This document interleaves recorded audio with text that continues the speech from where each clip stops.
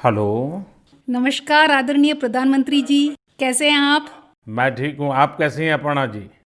बिल्कुल बढ़िया sir ji, thank you. सबसे पहले मैं बैंगलोर स्टोरी टेलिंग सोसाइटी की ओर से धन्यवाद देना चाहती हूँ कि आपने हमारे जैसे कलाकारों को इस मंच पे बुलाया है और बात कर रहे हैं सर जी। और मैंने सुना है कि आज तो शायद आपकी पूरी टीम भी आपके साथ बैठी हुई है। जी जी, बिल्कुल बिल्कुल सर। तो अच्छा होगा कि आपकी टीम का परिचय करवा दें ताकि मन की बात के जो श्रोता है उनको परिचय हो जाए कि आप लोग कैसा बड़ा अभियान चला रहे हैं। बिल्कुल सर, मैं अपर्णा आत्रेया हूँ। मैं 2 बच्चों की माँ हूँ, एक भारतीय वायुसेना के अफसर की बीवी हूँ और एक पैशनेट स्टोरी टेलर हूँ सर। स्टोरी टेलिंग की शुरुआत 15 साल पहले हुई थी जब मैं सॉफ्टवेयर इंडस्ट्री में काम कर रही थी। तब मैं CSR प्रोजेक्ट्स में वॉलंटरी काम करने के लिए जब गई थी, तब हज़ारों बच्चों को कहानियों के माध्यम से शिक्षा देने के मौका मिला। और ये कहानी जो मैं बता रही थी वो अपनी दादी माँ से सुनी थी। लेकिन जब कहानी सुनने वक्त मैं जो खुशी उन बच्चों में देखा, मैं क्या बोलूँ आपको, कितनी मुस्कुराहट थी, कितनी खुशी थी। तो उसी समय मैंने तय किया कि स्टोरी टेलिंग मेरे जीवन का एक लक्ष्य होगा सर। आपकी टीम में और कौन है वहाँ? मेरे साथ हैं शैलजा संपत। मैं उनसे परिचय करवाने के लिए आज्ञा मांगती हूँ सर। जरूर जरूर, हाँ। नमस्कार सर। नमस्ते जी। मैं शैलजा संपत बात कर रही हूँ। मैं तो पहले टीचर थी, उसके बाद जब मेरे बच्चे बड़े हुए तब मैंने थिएटर में काम शुरू किया और फाइनली कहानियों को सुनाने में सबसे ज़्यादा संतृप्त मिला। तो अब मैं वही कर रही हूँ, जैसे कि टीचर्स को ट्रेन करती हूँ और बच्चे और बुज़ुर्गों को कहानियाँ भी सुनाती हूँ। मगर मुझे अपना किए काम पर बहुत गर्व है कि मैंने एनी नाम का एक इंटरैक्टिव मशीन के लिए कन्नड़ा कंटेंट तैयार किया है, जिससे नेत्रहीन बच्चे ब्रेल सीख सकते हैं। और यह सब के लिए मैं श्रेय तो मेरे फैमिली को ही दे सकती हूँ। धन्यवाद। धन्यवाद, आपको बधाई। मेरे साथ सौम्या है। नमस्कार सर। नमस्ते जी। मैं हूँ सौम्या श्रीनिवासन। मैं एक साइकोलॉजिस्ट हूँ और मेरी बचपन चेन्नई में भरतनाट्यम और शास्त्रीय संगीत के साथ बीती है। इसके लिए तो मैं अपने माता और पिता को धन्यवाद देना चाहती हूँ। ये चारों मुझे कहानियों के दुनिया में खींच कर लाई। मैं जो काम करती हूँ बच्चों और बड़े लोगों के साथ, उसमें मैं कहानियों के द्वारा मनुष्य के नव रसाओं को जगाने में कोशिश करती हूँ और उसके साथ चर्चे भी करती हूँ। ये मेरी लक्ष्य है, healing and transformative story telling. और मुझे बहुत पसंद है हाथियों और साहस लड़कियों की कहानियाँ कहने के लिए। और जो भी मैं हूँ उसके पीछे मेरे बल है मेरे फैमिली, मेरे बच्चे उत्तरा और केशव और मेरे हस्बैंड श्रीनिवासन। मेरे साथ हैं अपर्णा। नमस्ते सर। नमस्ते अपर्णा जी। मेरा नाम अपर्णा जयशंकर है। मैंने भारतीय यूनिवर्सिटी से मास्टर्स इन सोशल वर्क किया है। मैं गोल्ड मेडलिस्ट हूँ, लेकिन नौकरी घर गृहस्थी में 15 साल निकालने के बाद मैं अपनी पहचान कला की दुनिया में बनाना चाहती थी। वैसे तो मेरी सौभाग्य है कि मैं अपनी नाना नानी और दादी के साथ इस देश के विभिन्न भागों में पली हूँ, इसीलिए रामायण पुराणों और गीता की कहानियाँ मुझे विरासत में हर रात को मिलती थी। और जब जीवन साथी को भी इन कथाओं में दिलचस्प है और बैंगलोर स्टोरी टेलिंग सोसाइटी जैसी संस्था है, तो मुझे तो स्टोरी टेलर बनना ही था। एक स्टोरी टेलर को महाभारत से ज़्यादा कहानियों का भंडार तो नहीं है। जितने प्रांत उतने महाभारत। मैं इन विभिन्न महाभारतों को पढ़ना चाहती हूँ और लोगों तक पहुँचाना चाहती हूँ। मेरे साथ मेरे साथी लावण्या प्रसाद है। लावण्या जी नमस्ते। नमस्ते sir. I am Lavanya Prasad and I'm an electrical engineer turned professional storyteller, sir. Today, I believe I make better and long-lasting connections using stories rather than electrical wires. Sir, I grew up listening to stories from my grandfather, and I had a very special liking to Harikathe form of storytelling, sir, because I was trained in Bharatanatyam and Carnatic music. So today, sir, I use all of this in my storytelling. I work with senior citizens in my special project called Roots, where I help them document their life stories for their families. Apart from training teachers, children, and adults in the art of storytelling, I also do my bit, sir, in helping our epics, especially Ramayana, to reach a larger audience. And all this would not have been possible without the support of my family, sir. So today I take this time to thank my parents, my husband Narayan Prasad, and my two lovely daughters Niranjana and Manya. Lavanya ji, आपको बहुत बधाई।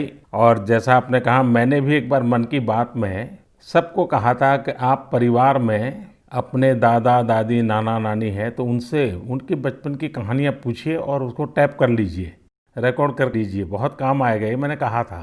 लेकिन मुझे अच्छा लगा कि एक तो आप सबने जो परिचय दिया अपना, उसमें भी आपकी कला, आपकी कम्युनिकेशन स्किल और बहुत ही कम शब्दों में बहुत ही बढ़िया ढंग से आपने अपना परिचय करवाया, इसलिए भी मैं आपको बधाई देता हूँ। Thank you, sir. Thank you.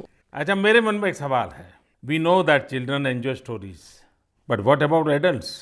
क्या बड़ों को भी कहानियाँ पसंद आती हैं? क्या अनुभव है आपका?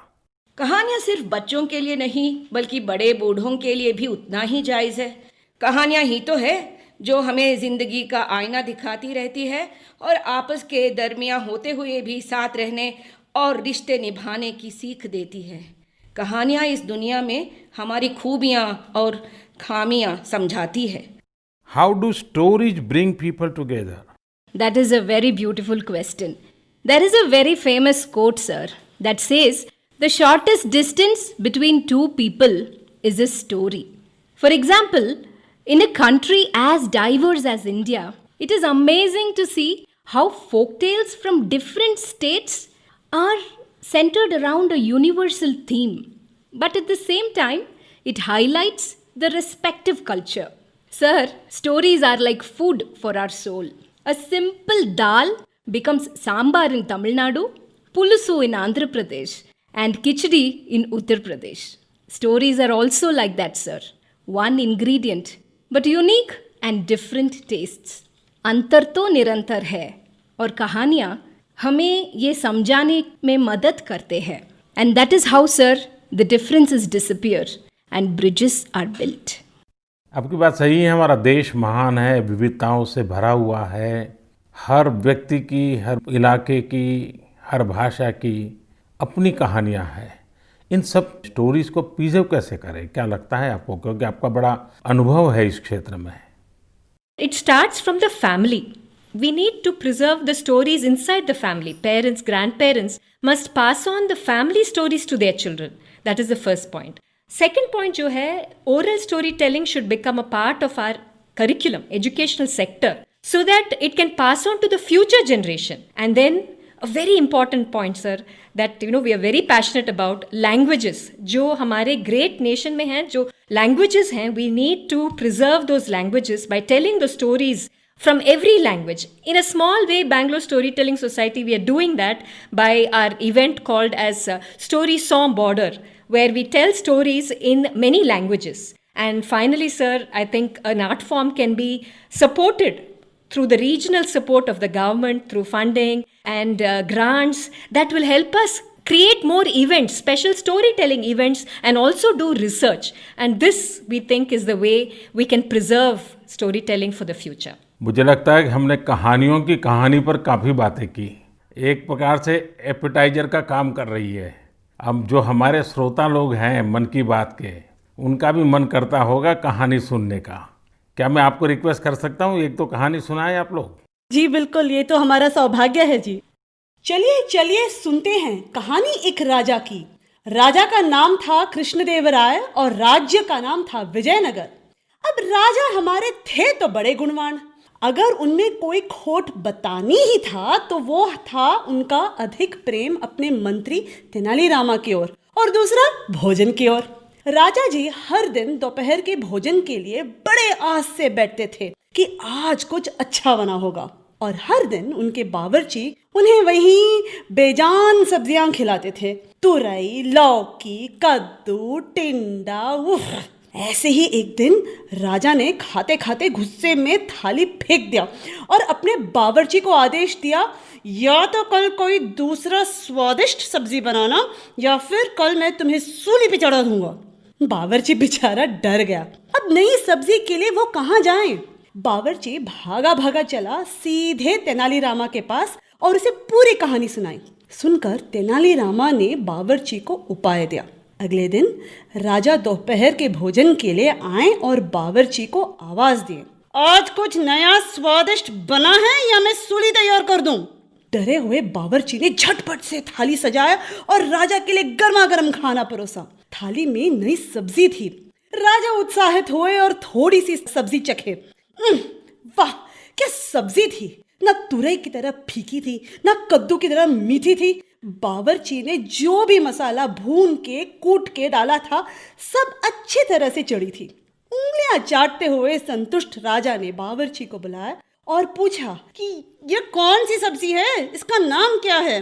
जैसे सिखाया गया था वैसे ही बावर्ची ने उत्तर दिया, महाराज, ये मुकुटधारी बैंगन है। प्रभु, ठीक आप ही की तरह यह भी सब्जियों का राजा है और इसीलिए बाकी सब्जियों ने बैंगन को मुकुट पहनाया। राजा खुश हुए और घोषित किए, आज से हम यही मुकुटधारी बैंगन खाएंगे और सिर्फ हम ही नहीं, हमारे राज्य में भी सिर्फ बैंगन ही बनेगा और कोई सब्जी नहीं बनेगी। राजा और प्रजा दोनों खुश थे। यानी पहले पहले तो सब खुश थे कि उन्हें नई सब्जी मिली है, लेकिन जैसे ही दिन बढ़ते गए सुर थोड़ा कम होता गया। एक घर में बैंगन भरता तो दूसरे के घर में बैंगन भाजा, एक के यहाँ कत्तिका सांबार तो दूसरे के यहाँ वांगी बात। एक ही बैंगन बेचारा कितना रूप धारण करे। धीरे धीरे राजा भी तंग आ गए। हर दिन वही बैंगन। और एक दिन ऐसे आया कि राजा ने बावर्ची को बुलाया और खूब डांटा, तुमसे किसने कहा कि बैंगन के सर में मुकुट है? इस राज्य में अब से कोई बैंगन नहीं खाएगा। कल से बाकी कोई भी सब्जी बनाना, लेकिन बैंगन मत बनाना। जैसे आपकी आज्ञा महाराज, कह के बावर्ची सीधा गया तेनालीरामा के पास। तेनालीरामा ने के पांव पड़ते हुए कहा कि मंत्री जी धन्यवाद, आपने हमारी प्राण बचा ली। आपके सुझाव के वजह से हम कोई भी सब्जी राजा जी को खिला सकते हैं। तेनालीरामा हंसते हुए कहा, वो मंत्री ही क्या जो राजा को खुश न रख सके। और इसी तरह राजा कृष्णदेवराय और मंत्री तेनालीरामा की कहानियां बनती रही और लोग सुनते रहे। धन्यवाद। आपने बात में इतनी एग्जैक्टनेस थी, इतनी बारीकियों को पकड़ा था। मैं समझता हूँ बच्चे बड़े जो भी सुनेंगे कई चीज़ों का स्मरण रखेंगे। बहुत बढ़िया ढंग से आपने बताया और एक आध स्टोरी और भी सुन सकते हैं। मैं अभी अपर्णा आत्रेया को बुलाती हूँ। नमस्कार सर। नमस्कार जी। सर, मुझे एक प्रश्न पूछनी है। सर, आप क्या जानते हैं मनुष्य 3 बार क्यों खाता है रोज? 2 बार नहीं, 5 बार नहीं, 3 बार क्यों? आप जानते हो? मैं जानना चाहूँगा आपसे, और वो भी स्टोरी के माध्यम से। Thank you sir. अंग्रेजी में एक मज़ेदार कहानी बोलूँगी जो हमारी संस्कृति से आया है। A long long time ago, in the beginning of time, when everything was very different from now, there was a lot of people who wanted to understand how to live a better life. In fact, such a time existed when people wanted to live a better life. So they went to their favorite god. Sir, you must know who the favorite god is. बस एक ही होते हैं, वो होते हैं शिव जी. So they went straight to Shiv जी. एक delegation. By the way, for everyone, please do not think that Prime Minister delegation was happening only now. It was happening from the beginning of time.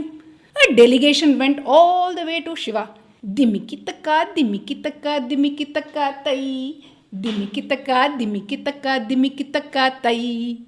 Dimiki taka, dimiki taka, dimiki taka tai. And all the way they went to Shivji. But Shivji was a very busy man. Everyone who leads nations are busy. And so was Shivji who leads the world. So he said, okay, I will get back to you a little later. In fact, my trusted aide Nandi will come and tell you my message.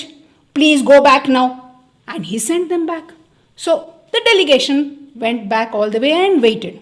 When Shivji found time, he called Nandi and he said, listen, Nandi, you do me a favor. Go and tell man that they will be better human beings if they can do this mantra. Follow this mantra always. 1 बार खाओ, 3 बार नहाओ, जाके उनको बोलो, said Shivji. So Nandi, of course, had to follow the order of Shivji.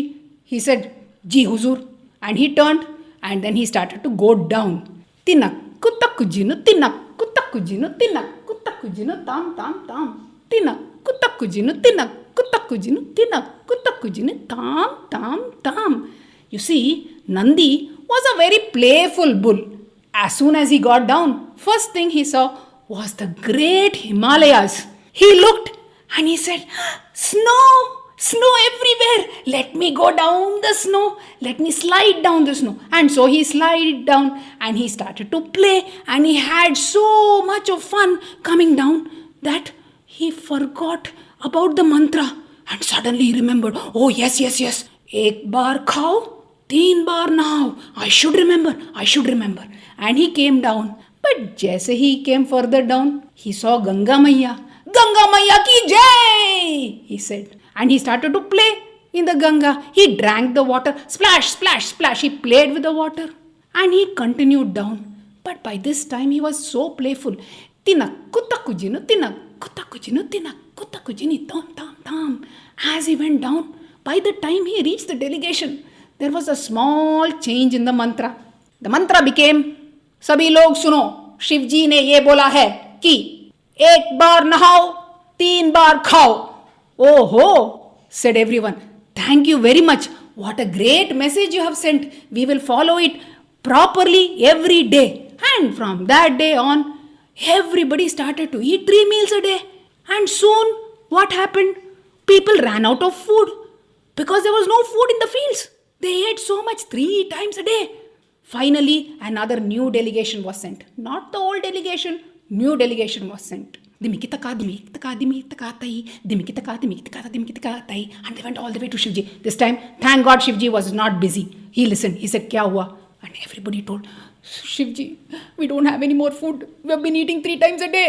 3 times a day? Who asked you to eat 3 times a day? I told you to eat 1 time a day and bathe 3 times a day. But we got the message, sir, like this. Is that true?